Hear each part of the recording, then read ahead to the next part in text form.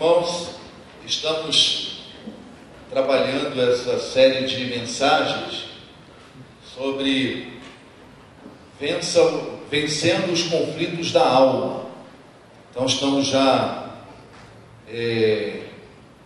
alguns domingos falando sobre esse assunto, porque nós percebemos que nós vemos que muitas de nós e muitas pessoas que nós conhecemos estão escravizadas por conflitos que começaram na alma, por feridas que tiveram como consequências desses conflitos, pela má administração desses conflitos na alma, onde está o nosso coração, não é? Onde está a nossa vontade, onde estão as nossas emoções, onde está a nossa mente, essa parte do ser humano, onde está a sua vontade, onde está a sua mente, onde estão as suas emoções. E não lidarmos bem com esses conflitos, não sabermos lidar com eles, pode gerar muitos traumas que farão de nós pessoas aprisionadas. E conflitos na alma mal resolvidos também eles se constituem em abertura, uma vantagem que nós damos ao inimigo para ele atuar nas nossas vidas. Então, é importante a saúde da alma. É importantíssima a saúde da alma. Então, nós precisamos lidar com esses conflitos. Já falamos aqui sobre alguns assuntos, tais como lidando com os traumas emocionais. Já falamos sobre lidando com a rejeição, lidando e vencendo as perdas, as dores das perdas. Nós falamos semana passada. E outros temas nós já trabalhamos aqui durante esse período. E hoje nós queremos conversar sobre um dos sentimentos que mais tem prejudicado o ser humano, que já começou a criar problema desde o Éden. Desde o Éden, quando o ser humano ali, Adão e Eva, quando desobedeceram a Deus, eles já começaram a lidar com a dor da culpa. Quando eles perceberam que eles não tinham feito o que Deus queria, qual foi a atitude deles? Eles se esconderam, fugiram. A culpa os impeliu, distanciou de Deus. E muitas pessoas hoje estão longe de Deus, por isso também, até hoje, muitas pessoas não sabem lidar com a culpa. E elas acabam se afastando de Deus e afastando uns dos outros. Então, nós vamos falar hoje sobre o jogo da culpa. Quero que você abra a sua Bíblia lá em Lucas, capítulo 4. E que você se aproprie da liberdade que Cristo tem para nos oferecer. A Bíblia diz que se nós conhecermos a Cristo verdadeiramente, seremos livres. E essa palavra de Deus aqui no capítulo 4 de Lucas, do versículo de número 18, diz assim: o Espírito do Senhor está sobre mim, porque Ele me ungiu para pregar as boas novas aos pobres. Ele me enviou para proclamar liberdade aos cativos, aos presos, e recuperação da vista do cego, e para libertar os oprimidos, e proclamar o ano da graça do Senhor. Ele me enviou, disse Jesus, Ele me ungiu para proclamar liberdade aos cativos. Jesus, então, Ele é aquele que veio para trazer liberdade a todo aquele que está cativo por qualquer coisa que seja. E muitas vezes o que nos está fazendo cativo não é o vício de uma droga, não é um outro vício qualquer, mas o que está nos tornando cativo é a culpa. A culpa está nos aprisionando. E ele diz aqui nesse texto também que ele vem trazer a graça do Senhor, que em Cristo nós temos a graça e Ele veio para libertar os oprimidos. Muitas pessoas estão opressas pelo sentimento de culpa. O outro texto que eu quero ler, que tem a ver com tudo que eu quero falar para vocês hoje, é João capítulo 9. João capítulo 9 é um texto conhecidíssimo, porque é aquele texto que fala da cura do cego de nascença. Ao passar Jesus, viu um cego de nascença. Seus discípulos lhe perguntaram: Mestre, quem pecou, este homem ou seus pais, para que ele nascesse cego? Disse Jesus: nem ele, nem seus pais pecaram, mas isso aconteceu para que nele se manifestasse a glória de Deus. Vou trabalhar daqui a pouco melhor isso com vocês, essa pergunta dos discípulos. Muitas vezes nós estamos fazendo exatamente isso onde nós vivemos, na nossa família, na nossa igreja. Quando alguma coisa acontece com as pessoas, a gente fica: quem errou? Onde está o culpado? Quem é o culpado? E quando eles viram esse cego de nascença, a preocupação primeira deles não foi abençoar aquele homem. A preocupação primeira não foi ajudá-lo. Qual foi a primeira preocupação? Buscar um culpado. Quem é o culpado? Quem é o culpado? Isso chama-se jogo da culpa. Jogo da culpa. Eu quero ler mais um versículo com vocês.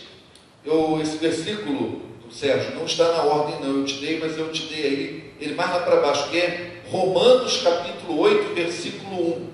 Aí Romanos capítulo 8, versículo 1, eu queria que todos nós lêssemos juntos esse versículo da palavra de Deus. Romanos capítulo 8, versículo de número 1.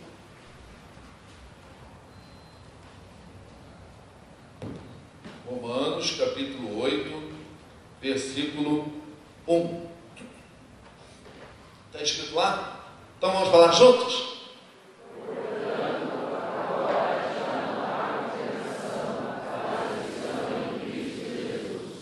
Portanto, não há mais condenação para os que estão em Cristo Jesus.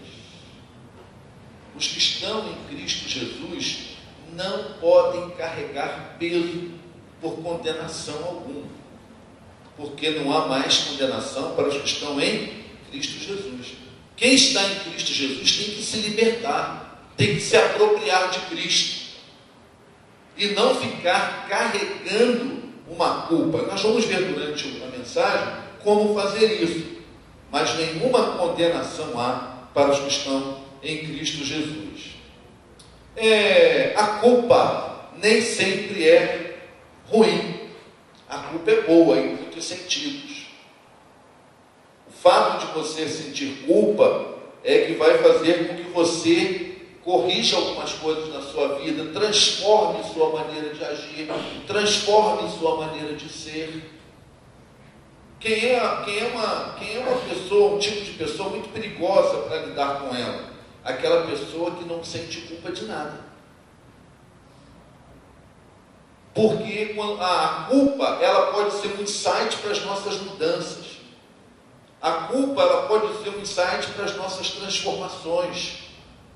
E quem não sente culpa, quem não consegue sentir culpa, essa pessoa já demonstra algum problema de ordem psíquica que precisa ser tratado. Porque há uma culpa normal, há uma culpa que nós precisamos saber lidar com ela. Gary Collins, no livro Aconselhamento Cristão, ele fala da culpa objetiva e da culpa subjetiva. Não é? Então, o que é uma culpa objetiva? É quebrar uma lei. Não é? Se você está passando no trânsito, você ultrapassa a velocidade, você quebrou o quê? Você quebrou uma lei. E você tem que se, essa culpa que você sente por isso, ela vai se manifestar, essa culpa, melhor dizendo, vai se manifestar de algumas maneiras. Primeiro, o Estado vai te declarar culpado, vai te dar uma multa. Mas se você não se sentir culpado, o que acontece na outra vez? Quando daqui a pouco você vai olhar, sua carteira está cheia de pontos, por quê? Porque você não se sentiu culpado. Então aquela culpa por você violar uma lei é uma culpa saudável, não é? Uma culpa boa, que deve acontecer. Existe também essa culpa objetiva, ela surge quando você age contrário à expectativa social. As pessoas não esperam que você seja grosseiro com elas. Isso é uma expectativa social. Quando você é grosso com alguém na sociedade, o que a sociedade faz? Bate palma ou te acusa? Condena. E você deve se sentir culpado, e essa culpa vai fazer você a se transformar, a melhorar. Existe também a questão, um outro tipo de culpa, que é a culpa teológica, ou seja, aquela culpa por você violar as leis de Deus, que é uma culpa totalmente saudável. Se você viola uma lei de Deus, se você peca e você não se sente culpado, dificilmente você vai se arrepender. Como é que uma pessoa vai se arrepender se não se sentir culpado diante de Deus? Vai? Não vai. Mas a outra culpa que ele fala é a culpa subjetiva. Essa que é o que nós vamos tratar mais aqui. É aquele sentimento pouco confortável que você sente lá dentro de você. É aquele sentimento pouco confortável de vergonha, aquele sentimento pouco confortável de remorso, de pesar, de autocondenação, que surge quando fazemos algo que nós mesmos, independente da sociedade, independente de qualquer outra coisa, nós mesmos sentimos que estamos errados. Essa culpa que vai lá no fundo da nossa alma, quando a gente percebe que não fizemos o que deveríamos ter feito. Então, é bom que a gente saiba que é bom sentir culpa. A culpa não é um sentimento ruim. A culpa, ela pode ser saudável se você souber lidar com ela. E se à medida que tudo isso acontece, que nós estamos aqui, você reage de forma construtiva. Você sente lá aquela dor na alma que você fez algo que você não deveria feito. Você sente aquele sentimento de perda, como eu falei, vergonha, remorso, pesar mesmo. Isso é bom. Desde que você lide com isso positivamente, você vai então diante de Deus e diante das pessoas se corrigir. Diante de Deus, pedindo perdão a Deus, e diante das pessoas, pedindo perdão com quem você errou, com quem nós erramos. Eu, de vez em quando, ouço alguns irmãos contarem as experiências que têm no trânsito, de que às vezes eles erram no trânsito, e quando desce aquele camarada todo bravo com o crente que errou no trânsito, mas o crente desce do carro e diz: perdão, eu errei, me perdoe. A pessoa diz, ela desmorona, ela fica sem ação. Eu me lembro uma vez que eu vou confessar um pecado. Eu entrei na contramão. Eu morava no condomínio e se eu fizesse a contramão, eu estava no centro do bairro em 2 minutos. Se eu não fizesse a contramão, eu chegava no centro do bairro, dependendo da hora, até em 15 minutos. E aí eu tinha 5 minutos para chegar no lugar. Eu falei assim: eu nunca tinha feito, irmão, todos os meus vizinhos faziam. Eu nunca tinha feito, hoje eu vou fazer. Estufei o peito e fui com o carro. O carro da polícia veio e parou na minha frente assim. parou na minha frente. Aí desceu o sargento. Eu olhei e falei: sargento, perdão, eu estou errado. O senhor faça o que for, o que eu mereço receber. Se o senhor quiser, reboca o carro. Se o senhor tiver alguma multa, o senhor pode dar, porque eu estou totalmente errado. E ele falou assim: não, volta e dá a volta. Mas não me puniu. Agora, eu tenho certeza que se eu desço ali cheio de razão, o que ele ia fazer? Né, Samuel? Ia agir de outra forma. Eu ganhei dele, essa foi a palavra dele. Sabe o que eu ganhei dele? Uma oportunidade. Ele disse: olha, eu vou dar mais uma oportunidade ao Senhor.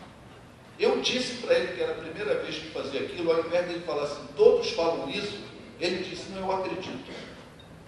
Falou assim mesmo: eu acredito. Então o senhor volta, eu vou te dar mais uma oportunidade da próxima vez. Então a culpa, a gente tem que saber lidar com ela. Quando é que a culpa começa a nos prejudicar?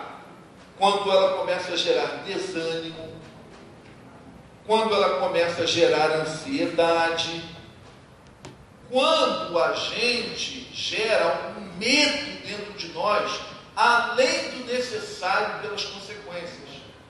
Toda culpa tem uma consequência, todo erro, melhor dizendo, todo erro tem uma consequência. Mas se você gera dentro de você um medo muito grande, então aí você pode fazer, aquele sentimento de culpa pode ser algo destrutivo na sua vida.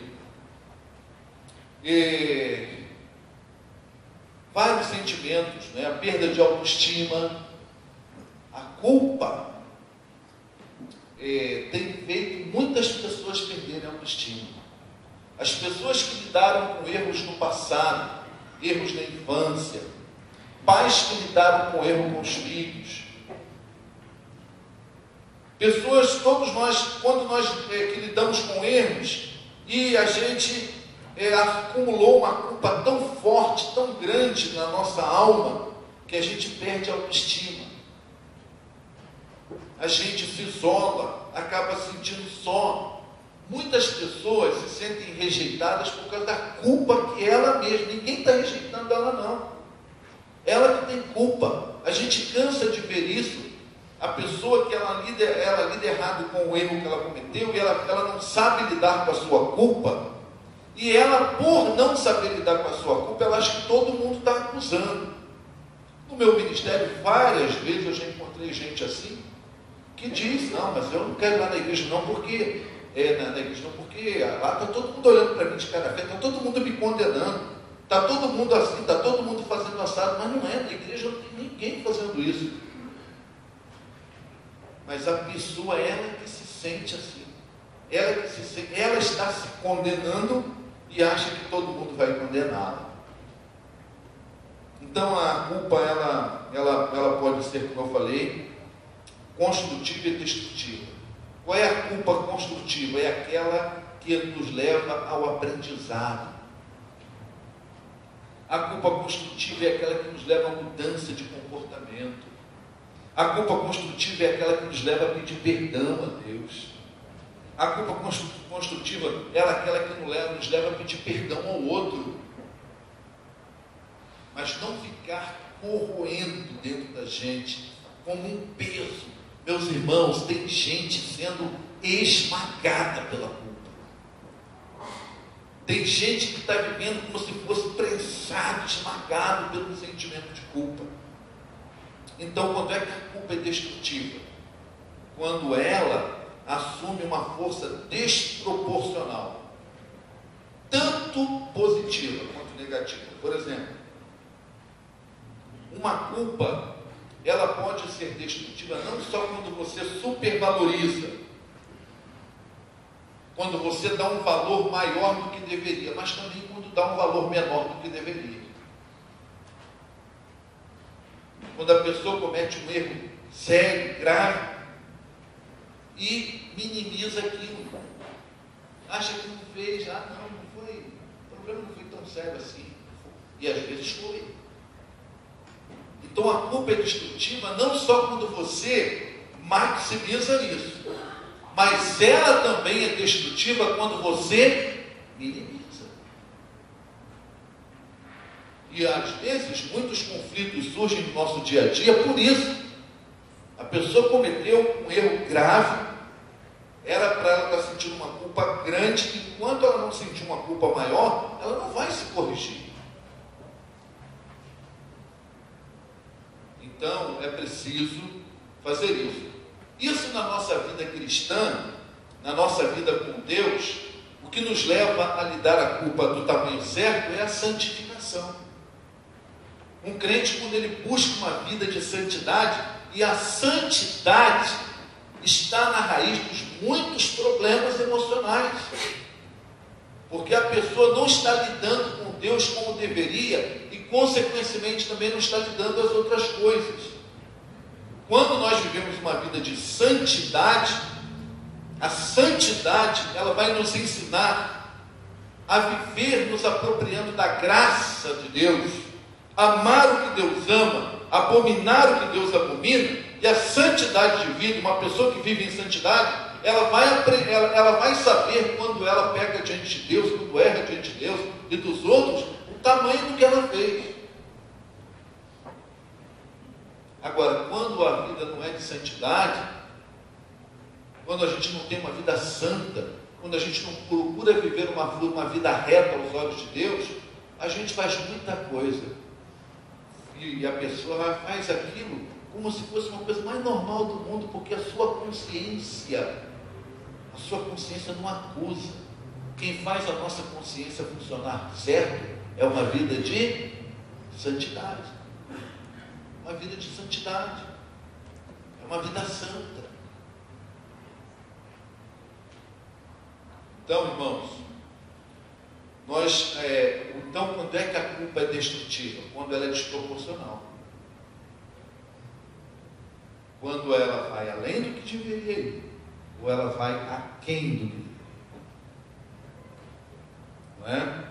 A culpa, existem algumas coisas que nós precisamos pensar sobre culpa, principalmente nessa época que nós estamos vivendo. Por exemplo, olha para mim aqui.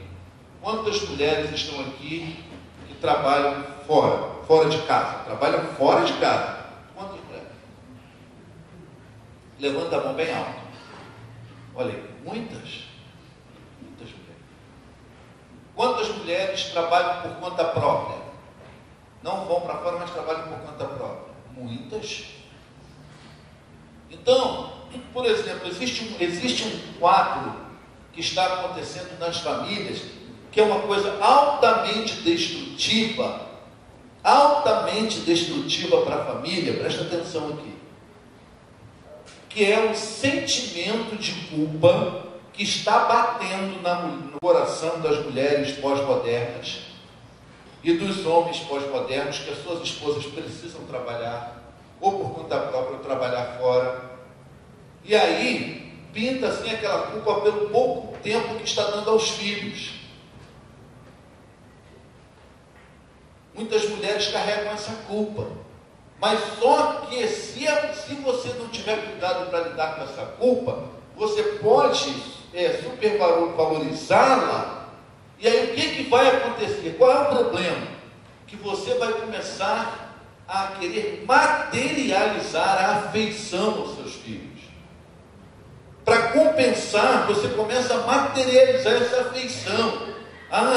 Puxa, mas meu filhinho, eu já passo tão pouquinha tempo com ele, então eu vou agradá-lo. Saiu o iPad 25, então já tem o 25, não? 5, né?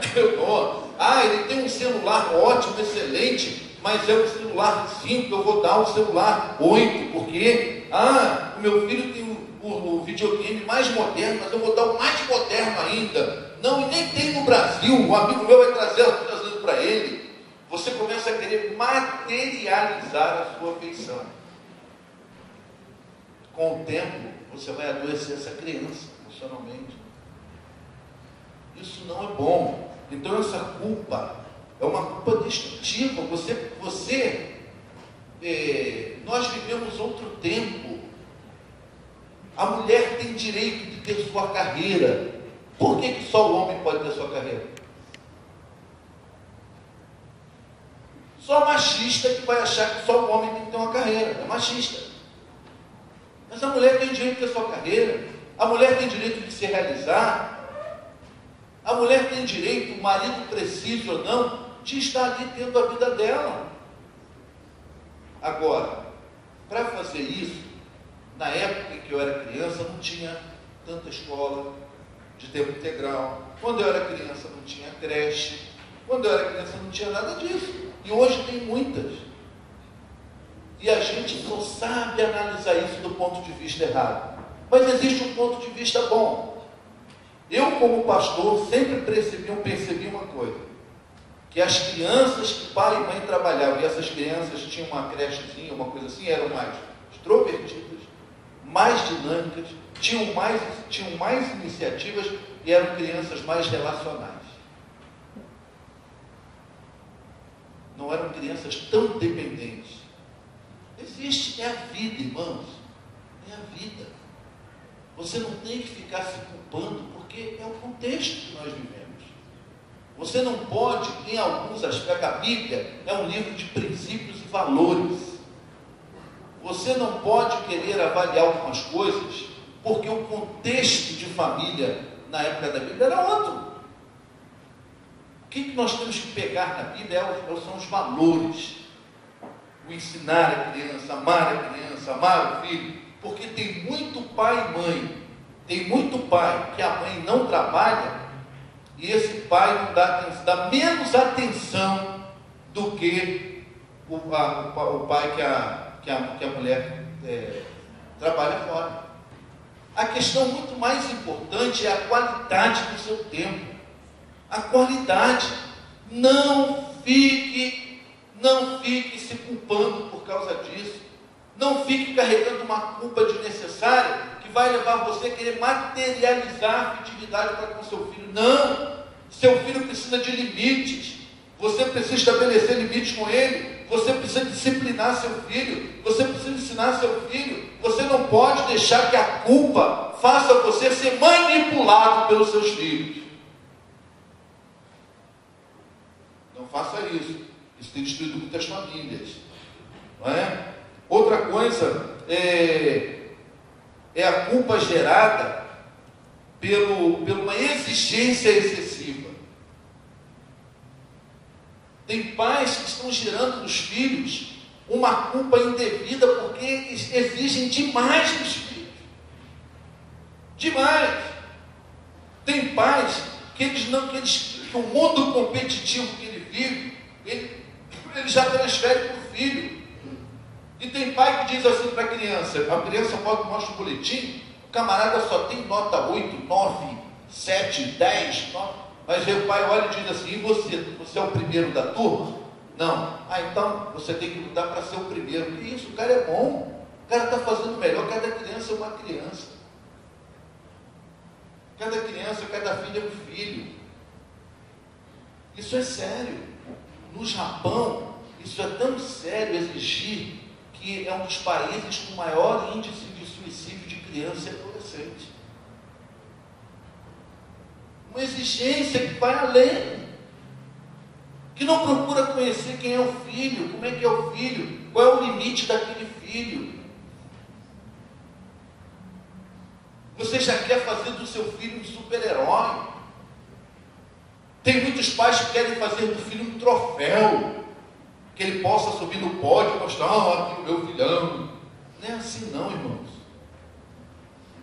Não é assim não. Outra coisa que a gente costuma ver também, nesse tempo em que nós estamos vivendo, é os pais que não se perdoam pelo erro que cometeu como pai, pelo erro que cometeu na criação de um filho. Qual pai aqui que não errou na criação dos filhos? Se é mentiroso, levanta a mão. Qual a mãe que nunca errou? Se é mentirosa, levanta a mão. Nós erramos. Nós aprendemos a criar nossos filhos criando. Por quê? Porque o ser humano é diferente.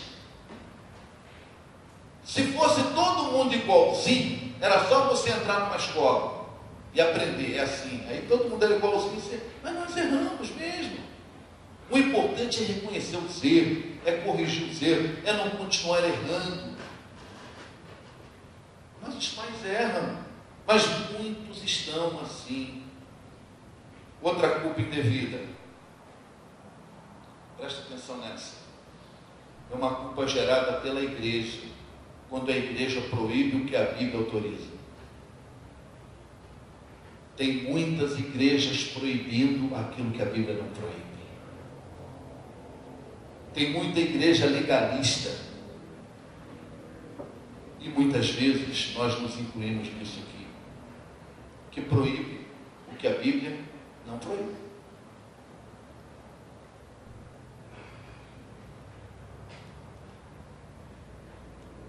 O assunto é culpa, por isso que não vou entrar muito fundo nesse assunto. Mas é para nós refletirmos como igreja e como líderes. Se muitas vezes nós proibimos aquilo que a Bíblia não proíbe. Eu me lembro de uma experiência contada pelo pastor Gondim, num livro dele com esse título, mais ou menos parecido com esse título, que ele conta a história de uma moça que ela era filha de um pastor. E aquela moça, o pai não deixava ela cortar o cabelo, porque o pai dizia que a Bíblia diz que a mulher não pode cortar o cabelo. E aquela mulher lá, aquela menina, né, a moça, nova, com aquele cabelão, quase lá nos pés, aquela coisa horrorosa. E aí, aquela menina começou a crescer e tal, e aí essa menina chegou puxa pai, mas na minha escola ninguém tem esse cabelão horroroso que eu tenho, e tal, eu só vejo isso lá na igreja, mas na rua isso não acontece, a gente não vê isso, eu queria dar um cortezinho no meu cabelo. E o pai ali, quando foi um dia, aquele pai chegou em casa, a menina tinha cortado o cabelo. A menina cortou o cabelo. O pai humilhou tanto aquela menina, ele acusou, ele condenou tanto aquela menina, mas condenou tanto, gerou uma culpa tão grande, que quando ele saiu de casa, foi para a igreja, e ele estava lá no gabinete dele, o telefone tocou, era da casa dele. A menina jogou algo no corpo e se queimou. Então foi o peso da culpa. Os legalistas da igreja, eles fazem assim. Eles querem proibir uma coisa que a Bíblia não proíbe. Isso gera uma culpa indevida. Nós precisamos ter cuidado com isso, não é? Culpa por causa de um suicídio de um parente, de um amigo. Culpa por causa de uma fatalidade. Fatalidade é fatalidade.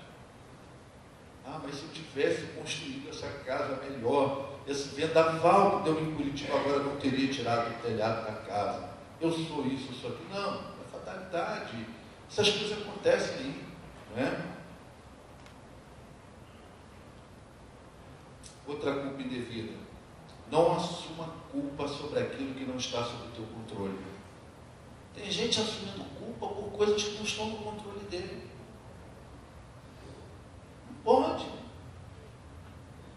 Então, meus irmãos, nós vamos ver na Bíblia que muitos personagens bíblicos também não lidaram bem com a culpa. Adão foi o primeiro, né?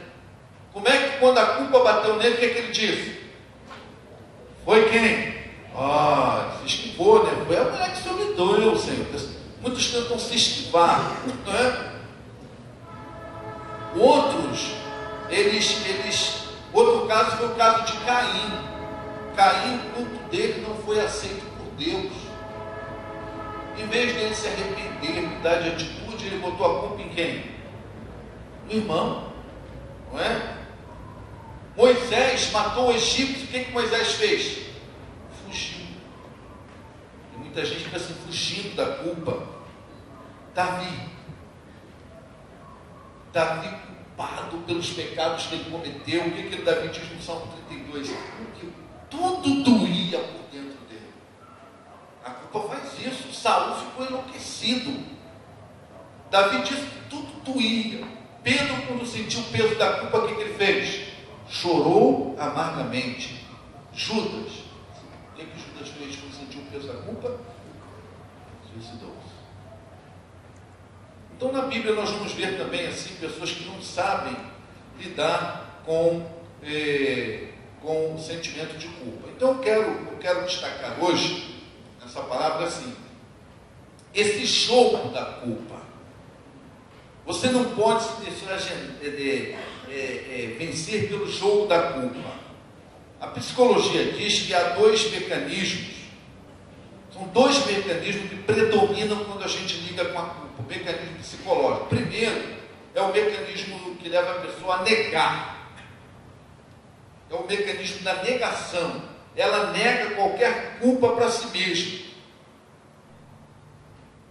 Eu já vi muitos casamentos darem errados que tem cônjuge que nunca assume culpa de nada.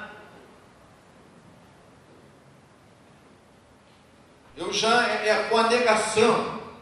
Eu já vi pessoas, uma série de coisas acontecendo na sua vida, nos seus negócios, e que elas nunca assumem a culpa de nada. Sempre a culpa é do outro. Sempre a culpa é dos outros. É o mecanismo da negação. Sabe qual é o problema dessa pessoa? Essa pessoa vai privar-se da bênção de Deus, que é o perdão. Ela se priva da bênção de Deus, que é o perdão, e da bênção dos outros. Porque Deus perdoa sim, irmãos. Mas Deus perdoa mediante o reconhecimento do nosso erro, do nosso arrependimento e da nossa confissão. Mas como a pessoa vai fazer isso se ela só nega? O outro mecanismo é a projeção. A projeção é o seguinte: a pessoa atribui aos outros os erros que ela não gosta de admitir que tem. Então, por exemplo, ou sentimentos, melhor dizendo, sentimentos também. Então, por exemplo, eu sinto uma culpa por uma coisa que eu sei que está errada em mim, eu faço errado. Mas eu, em vez de admitir isso e buscar ajuda, eu projeto em alguém. Geralmente, você quando conhece uma pessoa tremendamente crítica, que só vive criticando, reclamando, geralmente essas pessoas, elas estão projetando aquilo que ela mesma sabe que está errado nela. Então, o que os discípulos fizeram? Senhor, está vendo esse cego aqui? Está aqui, deve estar tanto tempo, vamos ajudá-lo. Senhor, vamos fazer uma oração aqui para abençoar esse homem. Senhor, ora aqui, põe a mão para curá-lo. O que eles fizeram? Senhor, quem pecou? Foi ele ou os pais dele? Às vezes a gente age assim no nosso dia a dia, não é? Isso, o nome disso é jogo da culpa. É quando você fica não lidando bem com a culpa e você culpa Deus, os outros ou você mesmo. Fica fazendo esse jogo da culpa. Tem que vencer esse jogo, porque ele não vai te abençoar. Jesus nem deu trela, Jesus não quis explicar, Jesus não entrou na discussão teológica. Eu sei que os bons teólogos aqui estão, talvez pensando, não, mas esse texto é porque havia uma crença naquela época. Não, Jesus nem quis discutir isso. Jesus disse, olha, não é isso não. É que vai se manifestar é a glória de Deus na vida desse homem. Não importa quem pecou, se foi ele ou o pai dele. Mas isso aqui agora vai se manifestar a glória de Deus nessa vida. E muitas vezes nós, como pessoas, ao invés de nós ajudarmos as pessoas, quando acontece uma situação qualquer, ao invés de a gente chegar assim, por exemplo, vamos dar um exemplo aqui. Caiu 3 placas dessas de teto no chão, no fogo. Aí a gente, não vamos limpar para não atrapalhar tudo, mas eu garanto que alguns vão estar, Quem foi que não amarrou isso direito? Quem foi que não fez manutenção? Não deve ter ninguém fazendo manutenção. Quem é o responsável sobre isso na igreja?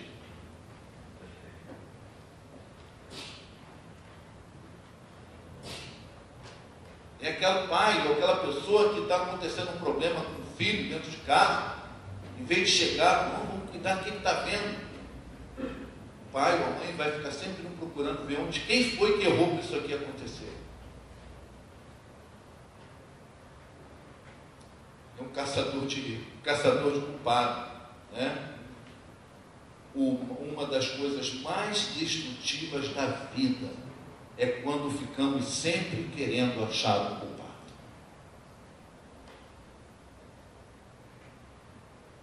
Isso é destrutivo. Sempre queremos achar um culpado. Quando sabe que tem um casal na igreja se separando com dificuldade, que é logo lá, em vez de chegar em casa, vamos orar. Deus quer te abençoar, Deus quer restaurar isso aí, Deus quer abençoar você, Deus tem poder para resolver aquele problema. A primeira coisa que pensa, quem é o culpado? O que aconteceu? Quem pisou na bola? O jogo da culpa. Vou repetir. Uma das coisas mais destrutivas da vida é quando ficamos sempre querendo achar um culpado.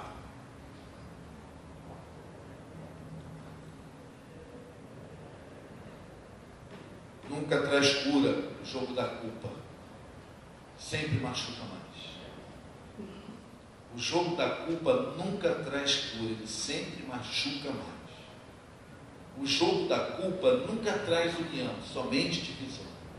O jogo da culpa nunca constrói, somente destrói. O jogo da culpa nunca resolve problemas, ele apenas aumenta o problema.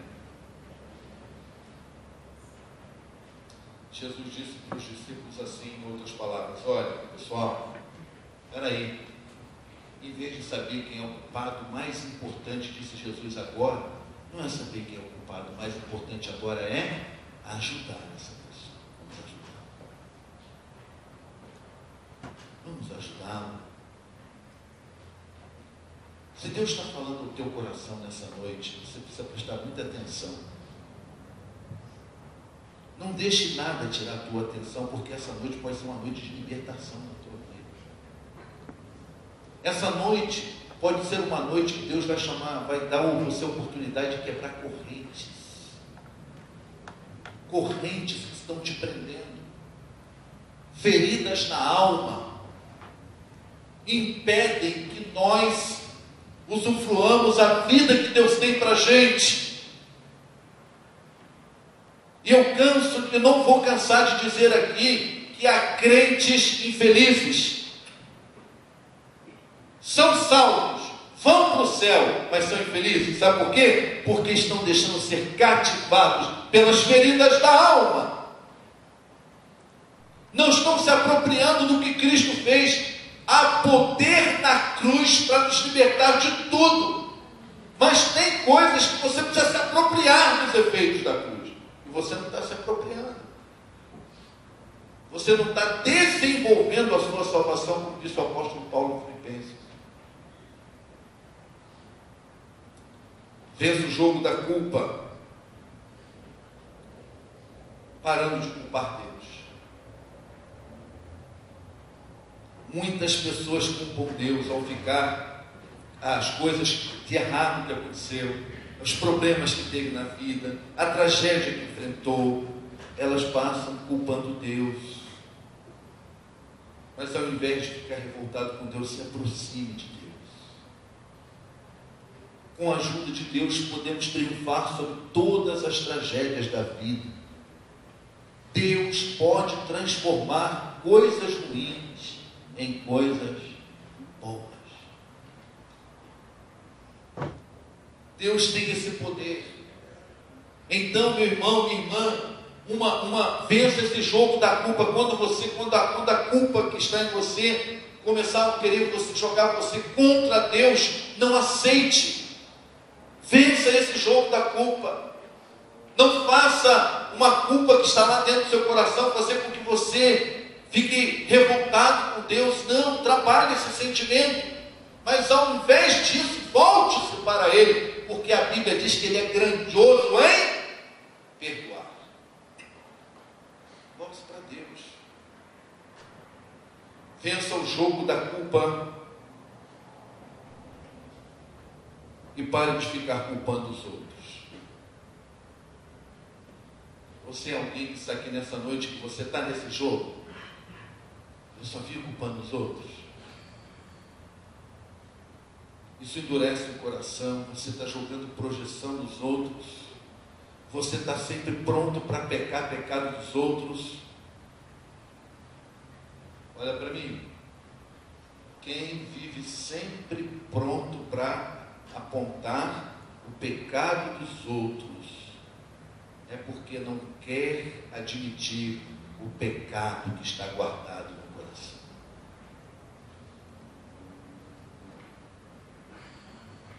Quem fica muito querendo apontar os erros dos outros é porque não admite o erro que está no coração, como faziam os escribas e os fariseus. O que eles fizeram com a mulher adúltera? Apontaram o pecado de quem? Deles. Eles chegaram diante de Jesus e falaram assim: Jesus, nós trouxemos essa mulher que foi pega em pecado, mas primeiro, Senhor Jesus, nós queremos tratar com o Senhor nosso. Nós temos um coração duro, Jesus. Nós temos um coração incrédulo. Nós somos hipócritas. Foi assim? O que eles fizeram? Está aqui, foi pego em adultério. Vamos apedrejá-lo. O que Jesus disse? Joga a primeira pedra quem não tem erro, quem não tem pecado. Mas muitas vezes nós agimos assim, irmãos. E por que eles não lançaram a pedra?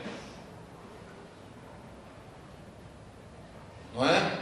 Então é muito comum lançar culpa nos outros. É muito comum uma pessoa que fracassa na vida, ela começar a procurar para os outros. Eu fracassei nisso, fracassei naquilo, culpado foi isso, culpado foi aquilo. Eu estou com uma vida assim, culpado foi fulano, foi ciclano. Existem pessoas que passam a vida atribuindo os seus erros e fracassos aos outros, como Caim, que quando falha diante de Deus, ao invés de se arrepender, não joga a culpa no outro. E a gente vive fazendo isso. A gente vive culpando os outros. Muitas vezes a gente culpa o pai, culpa a mãe. Eu sou assim porque meu pai. Se você tem alguma inclinação que é herança da sua família, mas é erro, você não tem que culpar ninguém, você tem que rejeitar isso e clamar pela libertação. Você não tem que ficar culpando pai e mãe, não, a culpa é sua, porque você já está consciente, você já sabe que essa é uma inclinação que veio da sua família, é algo que você praticava lá na sua família, que uns chamam de maldição hereditária e outros chamam de herança familiar, comportamental. O que é? Não sei, mas o final é que o resultado é o mesmo. Não é verdade? Se tem alguém aqui que já acha que é maldição, a palavra final é a mesma.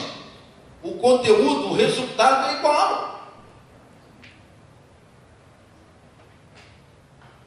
Então está na hora de você parar com isso e dizer: não, em nome de Jesus, eu renuncio isso que acontece na minha família. Eu renuncio, eu peço em nome de Deus, eu quero quebrar isso. Se eu desse aqui para a oportunidade para testemunho, tem várias pessoas aqui na igreja que já compartilharam comigo. Um dia, quando eu dei um testemunho aqui de uma coisa que quando eu casei, eu disse: Senhor, está quebrado aqui em nome de Jesus. Está quebrado aqui em nome de Jesus. Eu renuncio toda essa herança disso que eu vi dos meus pais. Está quebrado aqui em nome de Jesus. E aí muitas pessoas aqui compartilharam comigo. coisas que eles quebraram também. Quando você, a tua chance de não reproduzir isso nos seus filhos, na próxima geração, está nas suas mãos. Não fique culpando o teu passado, nem seus pais, nem ninguém. Quebre isso. Quebra essa herança maldita. Porque fique certo que o diabo vai usar isso. O diabo vai usar. Ele vai te impulsionar para essa tendência que já tem dentro da sua família, para esses hábitos ruins que já tem. Ele vai te empurrar. Mas se você, com a autoridade do Espírito Santo, renegar isso, isso vai ser quebrado em nome de Jesus. Amém? Então parar com isso. Culpa irmão, culpa irmã, culpa a família, culpa o patrão, culpa o amigo, culpa a pobreza. Ah, irmão, se me ensinou que eu sou pobre. E daí? O que tem que ser pobre? A pobreza, os pobres são a maioria. Quantas pessoas que venceram os obstáculos e venceram todas as dificuldades, em vez de estar reclamando da pobreza? E além do mais, Jesus adorava ficar com os pobres. Jesus confiava mais nos pobres. Jesus confiava mais nos pobres. Não é que Jesus quer que todo mundo seja pobre, mas que ele confiava mais nos pobres. Confiava. Não é? Tem gente que joga a culpa aqui e ali na bebida, e tem gente que joga a culpa na igreja.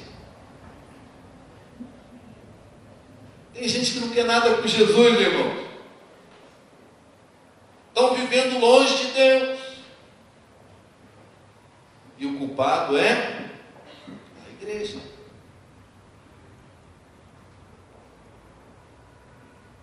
Mas ainda bem que ninguém culpa o pastor. Graças a Deus por isso. Né? Graças a Deus. Pessoas, irmãos, que nunca assumem seus erros e nunca arrependem, nunca vão mudar de vida. Se você não assumir, se você quer mudar, se você quer viver uma vida diferente, se você quer viver uma vida com Deus, você tem que assumir. Olha esse versículo, eu não dei para o servo, por isso você, não sei se vai dar tempo de ler aqui, eu esqueci de passar esse versículo para ele. Provérbios 28, 13.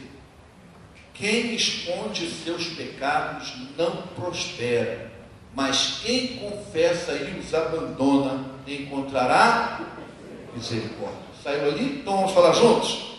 Quem esconde os seus pecados não prospera, mas quem os confessa e os abandona encontra misericórdia. Contra misericórdia. Tem uma história que a primeira vez que eu ouvi essa história foi de um pastor que eu amava demais, ele já faleceu, o pastor Mauro de Jael Moreira. Ele contou que os dois garotinhos estavam brincando, um irmão e uma irmã. Aí Joãozinho foi, jogou uma pedra e matou o pato que tinha no quintal da mãe. A pedra bateu na cabeça do pato. Ele falou: o que nós vamos fazer? Joãozinho foi lá: Mariazinha, eu vou enterrar o pato. Tem outros patos, a mamãe não vai sentir falta mesmo do pato. Aí Joãozinho foi lá, cavou lá um buraco e enterrou o pato. Aí a mãe falava assim: Joãozinho, amanhã você que vai lavar a louça. Aí Joãozinho falava: eu não vou lavar a louça coisa nenhuma. Amanhã quem vai lavar a louça é Maria. Mariazinha, irmã, ela: olha o pato. Ele não pode deixar que eu vou lavar a louça assim. Amanhã quem vai limpar o jardim é você, Joãozinho. Não, é a Mariazinha que você. Olha o pato. Lá ia ele de novo. E aí tudo que a mãe mandava a Mariazinha fazer, Mariazinha, olha o pato. E ele ia. Aí um dia ele falou: o único jeito que eu tenho para me libertar disso é falar com a mamãe. Aí quando ele começou a falar com a mãe, e a mãe não via a Mariazinha fazendo isso, a mãe não sabia. Aí a mãe chegou: mas meu filho, isso não é novidade para mim, eu já sei que foi você que matou o pato. Eu sei que você enterrou o pato, eu já te perdoei, meu filho. E ele carregando aquele peso da culpa, quantas louças lavadas sem necessidade. quanto jardim limpo sem necessidade. Meus irmãos, quem esconde seus pecados não prospera. E a mesma coisa, porque consequentemente, quem esconde suas culpas não prospera, mas aquele que confessa e abandona encontrará misericórdia. Misericórdia. Então, ao invés de fazer o jogo da culpa, confesse a Deus. Eu queria chamar você nessa noite aqui o seguinte, eu queria dizer para você que está aqui me ouvindo. Tem algum erro do teu passado que te atormenta? Tem alguém aqui embaixo, tem alguém lá na galeria que algum erro do passado te atormenta? Se está te atormentando é porque você ainda tem culpa. E se você ainda sente culpa hoje, é o dia que Jesus vai dizer para você assim, ó, eu vim trazer liberdade aos cativos. Eu vim libertar os oprimidos. Talvez você não tenha uma irmã que fale para você, ela, mas talvez o diabo está falando para você, olha aquele é morto, olha aquele roubo, olha aquele golpe. Está falando no teu coração que você está cativo. Hoje é uma noite de libertação. Hoje é uma noite que você precisa se livrar, confessando. Você pode começar aqui agora, confessando de coração a Deus, usufruir do perdão de Deus, e Deus vai abençoar você grandemente. O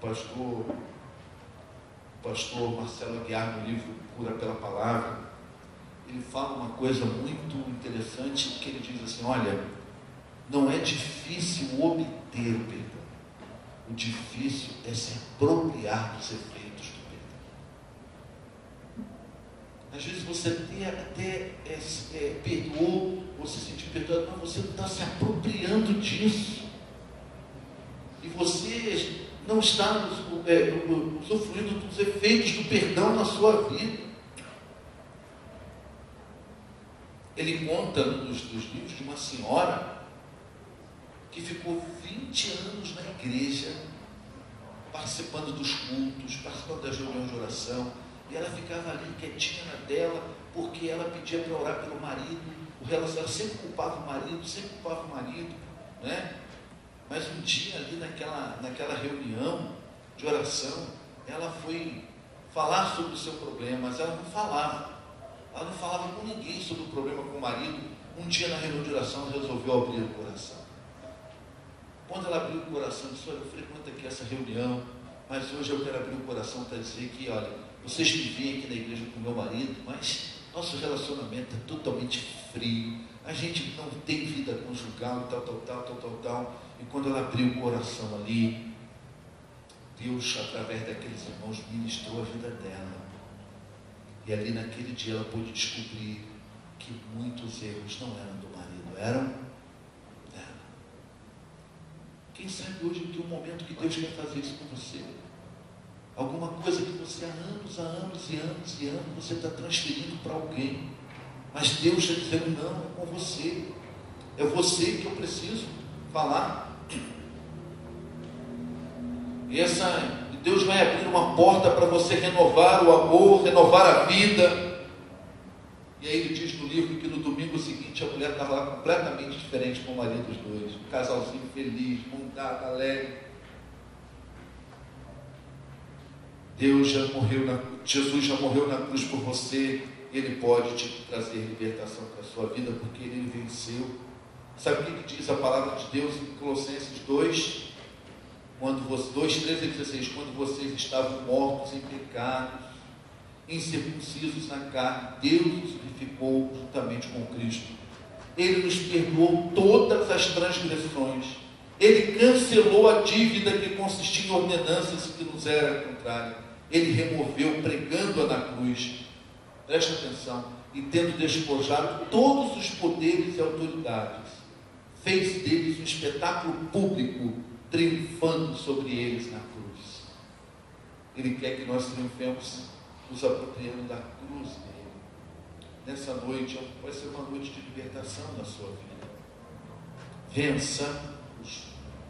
Terceiro, então, vença o jogo da culpa, não ficando jogando, fazendo o jogo da culpa com Deus, jogando para Deus. Não jogue a culpa nos outros. Em terceiro e último lugar, não jogue a culpa em si mesmo. Tem muita gente fazendo esse jogo da culpa. A mulher já perdoou, o ofensor já perdoou, o ofendido já perdoou, todo mundo já perdoou. Mas se você não perdoar a si mesmo, quantos casos eu já lidei assim, em que o marido perdoou, ou que a mulher perdoou, mas a pessoa não se perdoou e o casamento continuou uma coisa triste. Quantas vezes o pai perdoou o filho, mas o filho não se perdoa? Quantas vezes você não é aquele funcionário que você podia ser no seu trabalho, o seu chefe já te perdoou, o seu patrão já te perdoou, mas você não se perdoa?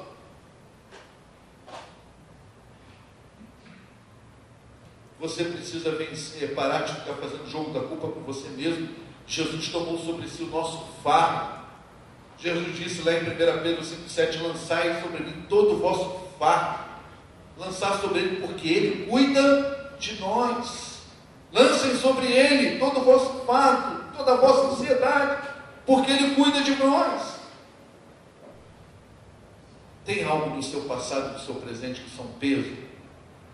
Tem algo do seu passado e do seu presente que é um fardo na sua vida?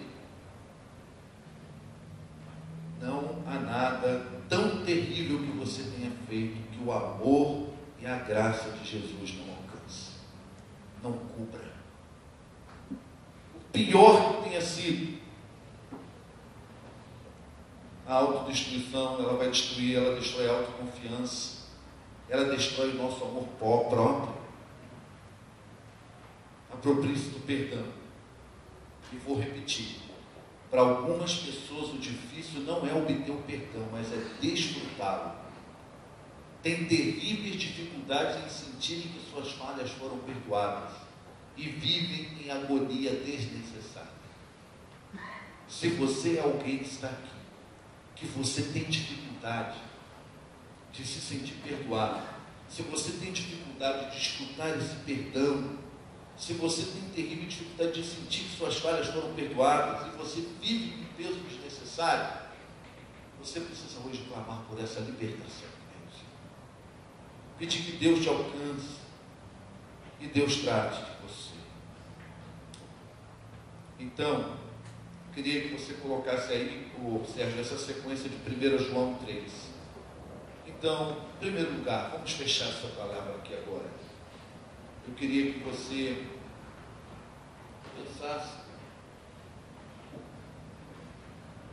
que o primeiro passo que a gente precisa para se livrar desse peso da culpa é entender o amor de Deus. Entender que esse amor de Deus, ele nos alcança. Ele é um amor, diz o apóstolo Paulo, que ele não tem limites. E esse amor pode nos alcançar. Veja como é grande o amor que o Pai nos concedeu. Sermos chamados filhos de Deus, o que de fato somos. Por isso o mundo não nos conhece, porque não o conheceu. Esse amor de Deus, ele quer te alcançar. É com esse amor que ele estende a mão para você. Ele abre os braços, como aquele pai fez com o filho pródigo, que depois de cair em si, reconheceu o seu erro, levantou-se, voltou para a casa do pai, e quando ele chegou lá, ele nem queria mais ser filho, ele queria ser um empregado. O pai: não, você é filho. Você que é filho de Deus, se o dia que você entregou seu coração a Jesus, não vai deixar de ser filho. Você precisa confessar, reconhecer o amor de Deus. Segundo, 1 João 1,9. 1 João 9. Tem aí, certo? O que está aqui? Se confessarmos os nossos pecados, Ele é fiel e justo para nos...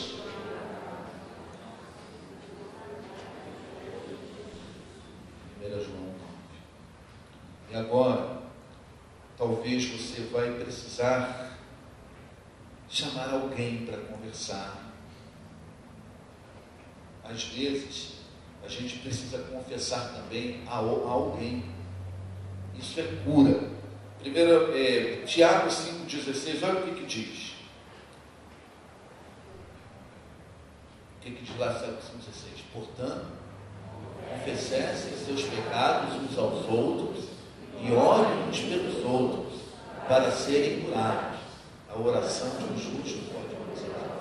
Se você carrega uma culpa e você confessa a Deus, mas você deve também ter um amigo de confiança, ou um discipulador, ou um líder, ou alguém com quem você possa, um amigo espiritual, falar sobre isso com ele. E se esse erro que você carrega, você não confessou a pessoa com a qual você errou, você também, para a tua cura, fale com essa pessoa, converse com ela. Se ela já morreu, pegue uma pessoa, de preferência do mesmo sexo dela, e faça isso, fale para aquela pessoa: eu errei com essa pessoa, ela não está mais aqui, mas eu, hoje no mundo espiritual, eu quero reconhecer esse meu erro. E peça para essa pessoa orar com você. 1 Timóteo 4:2, o que diz?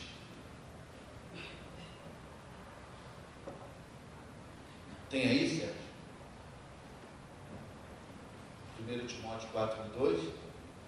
O Espírito diz claramente que nos últimos tempos alguns abandonarão a fé e seguirão espíritos enganadores e doutrinas de demônios.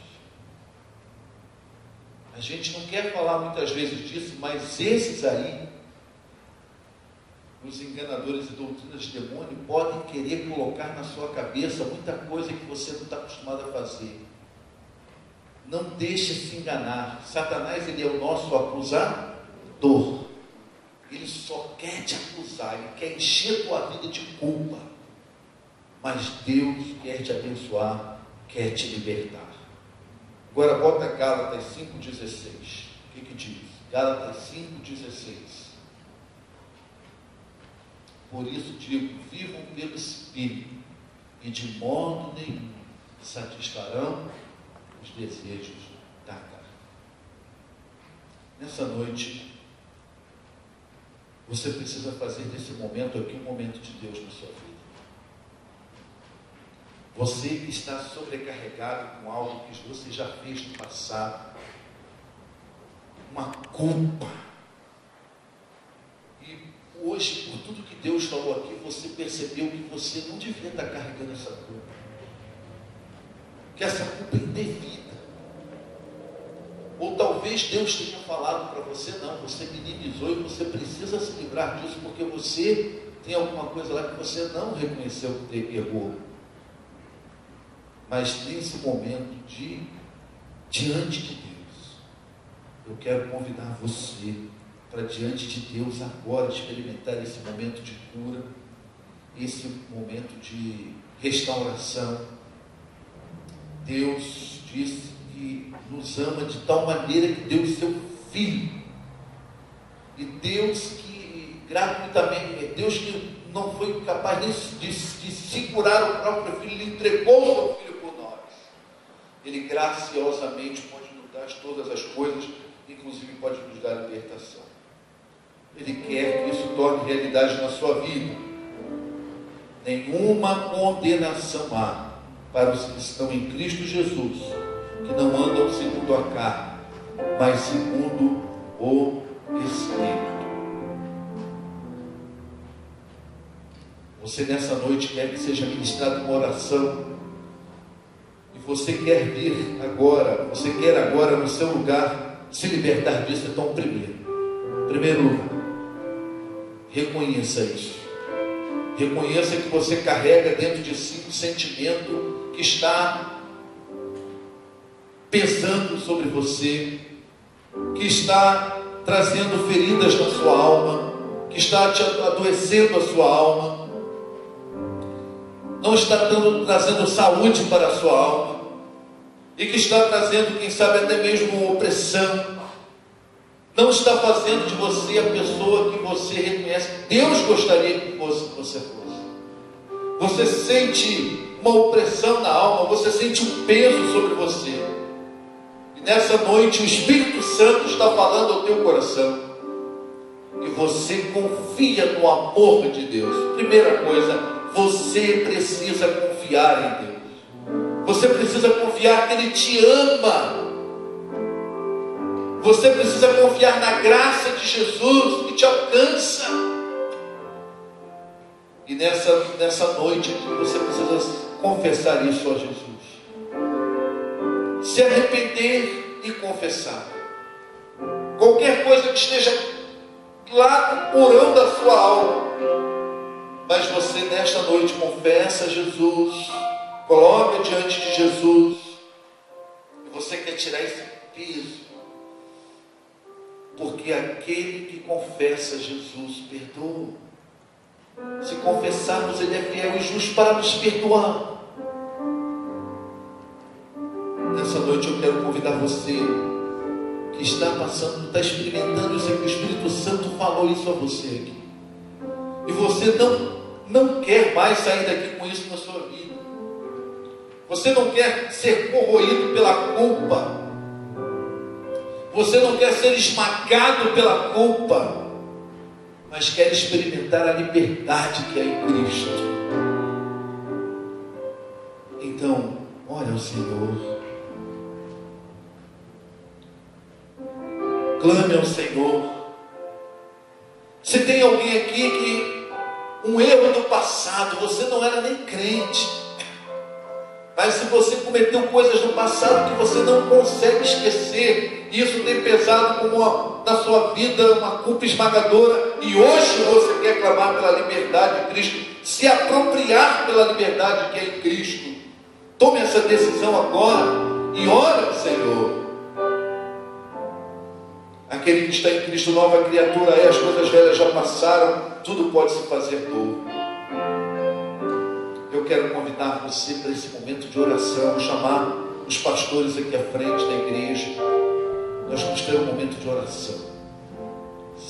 Quem vai ser a primeira pessoa que está aqui e que ouviu a voz de Deus hoje falando sobre um sentimento de culpa que você não pode continuar carregando, e você quer que nessa noite sair daqui livre disso, e quer que nós oremos por você? Quem vai ser a primeira pessoa? Pode sair.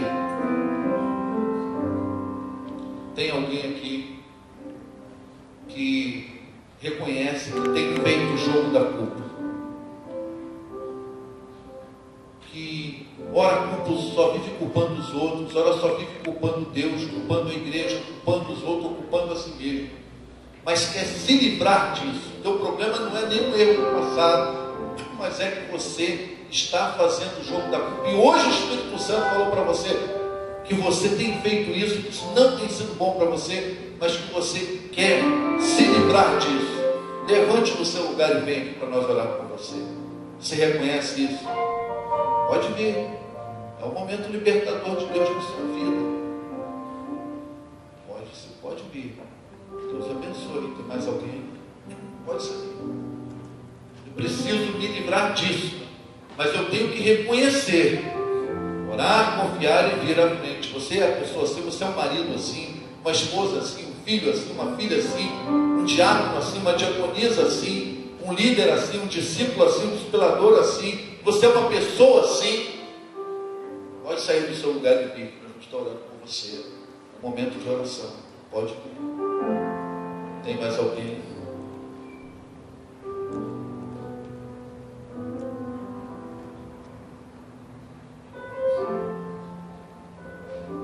Tem alguém aqui que não está conseguindo usufruir o perdão? Você sabe que Deus perdoa, você sabe, mas você não está conseguindo usufruir do perdão, como disse aquele aquela frase que eu usei, eu quero falar a frase para eu não perder uma palavra dela, uma letra dela. Eu quero falar para você exatamente nesse momento de ministração da palavra de Deus, de ministração você, para algumas pessoas, difícil não é obter o perdão, mas desfrutá-lo. Tem terríveis dificuldades de sentirem que suas falhas foram perdoadas e acaba vivendo numa agonia desnecessária. Eu tenho dificuldade de achar que as minhas dificuldades, que as minhas falhas foram perdoadas, por isso eu vivo numa agonia desnecessária. Eu sou assim, pastor. Então levante do seu lugar e venha à frente. Nós vamos orar por você. Eu já obtive o perdão, mas eu não consigo experimentar esse perdão. Tem alguém aqui assim, aqui? Se quiser vir, sai do seu lugar e vem. Nós vamos orar por você. Os pastores estão aqui orando por você. Tem mais alguém? Os irmãos que não, irmãos, orem, irmão. Irmãos, orem para que o Espírito Santo atue nessas vidas. Que o Espírito Santo traga à tona mensagem. E Deus usa aqui para isso, irmãos. É tempo de ouvir e colocar em prática.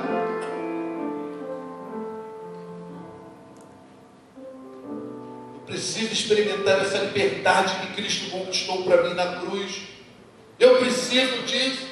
Eu ainda carrego peso de algumas culpas na minha vida, mas eu quero que Jesus hoje comece uma obra restauradora. Saia do seu lugar e venha. Não carregue essa culpa com você. Não vá para casa assim.